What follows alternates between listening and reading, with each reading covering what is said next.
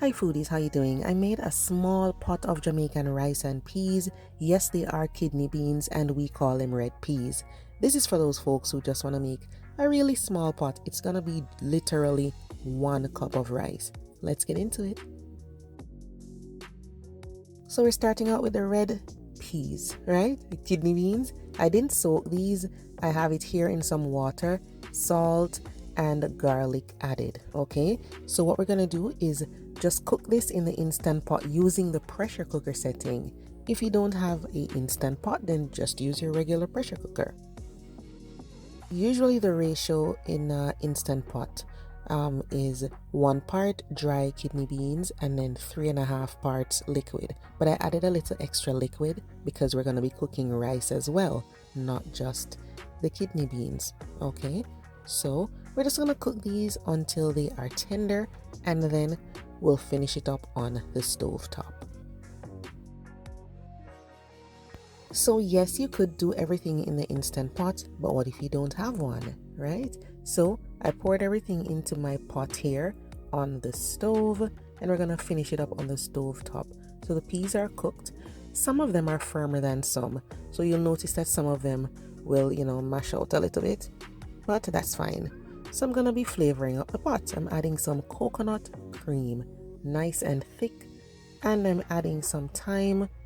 If you have coconut milk, that's fine too, okay? I'm adding some scallion and some unsalted butter. You can add more garlic as well, even though I had garlic in the pot before. And then there's some allspice berries. Give this a stir, and I did add some more coconut cream later on because I realized I really needed some more. I added 4 teaspoons more and then later on I added even more, but I'll put everything in the description box below the video, okay? So you'll know everything that I added. Give this a stir and you can add your scotch bonnet. You can use 1 or 2. Sometimes I'll add a little sugar, sometimes I'll add coconut oil, but not today. I'm just gonna cook this on the stove for about 4 minutes or so. Then I'm gonna add the washed rice. So this was rinsed several times till the water ran clear, and then we're just gonna stir this in. If you want to, you can use the 1-inch method by, sticking the spoon in there just to see if the liquid is at least 1 inch above the rice, and add more rice if you need to. Then cover the pot and just cook this for about 25 minutes. I'm using basmati rice, cooks really quickly, and that's it. You are done with your very small pot of rice and peas. You can use more peas if you want to.